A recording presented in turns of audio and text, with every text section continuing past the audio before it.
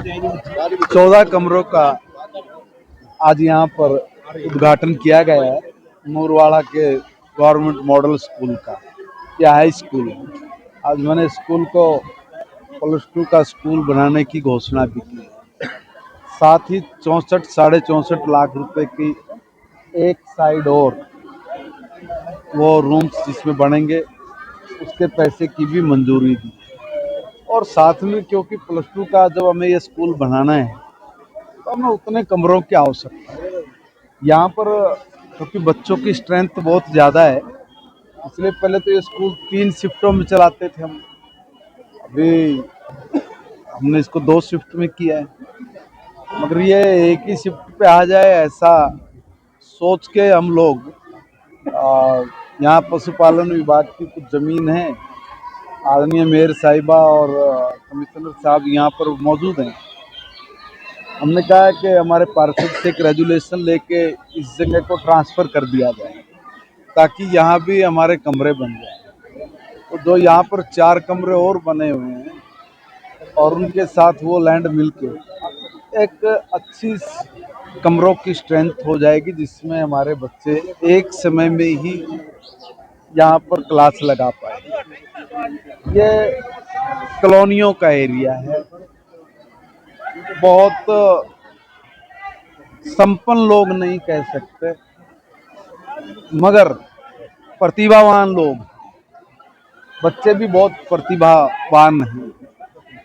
और इन बच्चों का रिजल्ट आप देखेंगे, ये बहुत अच्छे रिजल्ट्स के साथ अपना परिणाम जो इनका है वो लेके आते हैं। और इन बच्चों पर हमें बहुत उम्मीद है, क्योंकि अभी पीछे हमारे एक बच्ची ने यहीं से सुपर 100 में जाके और अपना एग्ज़ाम को टॉप किया। और आज वो बच्ची शायद 3rd ईयर रोहतक में ही पीजीआई में ही एमबीबीएस की क्लास अपनी ले रही है। ऐसे ही हमारे जो बच्चे बुनियाद के कार्यक्रम के माध्यम से जो सीखते हैं उसमें भी पानीपत जिला अव्वल नंबर पे। तो हम ये कह सकते हैं कि यहाँ इन कॉलोनियों में जो अभाव रहा है और समस्याएं भी रही हैं, +2 का स्कूल भी इसलिए बनाना पड़ रहा है कि माँ बाप अपने बच्चों को, विशेष तौर पे बेटियों को बहुत दूर नहीं भेज सकते, तो उनके लिए ज़रूरी है कि यहीं स्कूल में व्यवस्था करके दी जाए। और साथ में लगता विकास नगर का स्कूल और है, वहाँ भी मैंने आदरणीय कमिश्नर साहब को, आदरणीय मेयर महोदय को निवेदन किया है कि वहाँ की बिल्डिंग भी कभी किसी ज़माने में लोगों ने अपना पैसा दे के बनाई थी, क्योंकि कांग्रेस की सरकार ने या दूसरी पूर्ववर्ती सरकारों ने कभी एजुकेशन पे तो पैसा खर्च किया नहीं। जितने भी हरियाणा भर में स्कूल है, मैं कह सकता हूँ कि 70% 75% स्कूल तो हमारे बाप दादों ने बनाए पैसा इकट्ठा करके। वो स्कूल भी गरीब लोगों ने अपना पैसा इकट्ठा करके जैसे तैसे बनाया हुआ है। और मुझे लगता है कि वो कंडम स्थिति में भी ना चला गया हो। इसलिए कह रहा हूँ कि एक बारी पीडब्ल्यूडी के हमारे अधिकारी को जाके उस स्कूल की फिजिबिलिटी को एक बार जरा चेक कर लेंगे और वहाँ भी हम लोग एक शानदार अच्छा सुंदर स्कूल बच्चों को बना के दें, क्योंकि वातावरण से ही सब चीज़ें बदलती हैं।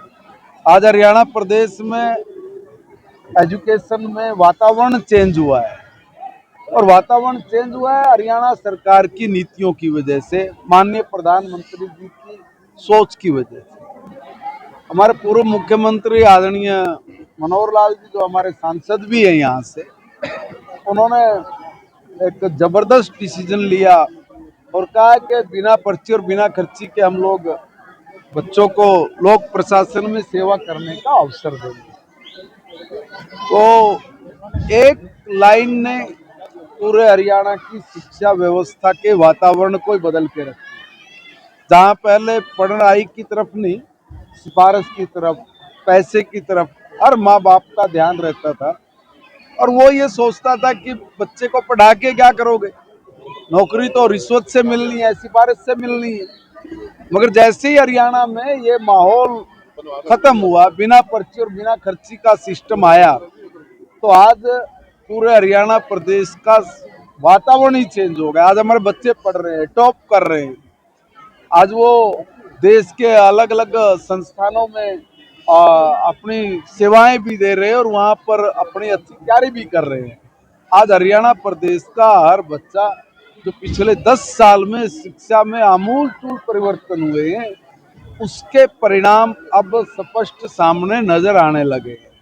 और अभी और परिणाम सुखद आने वाले हैं, क्योंकि माननीय प्रधानमंत्री नरेंद्र मोदी जी ने नई राष्ट्रीय शिक्षा नीति 2020 इसको पूरे देश में लागू किया और लागू करने वाला हरियाणा पहला प्रदेश बन गया है।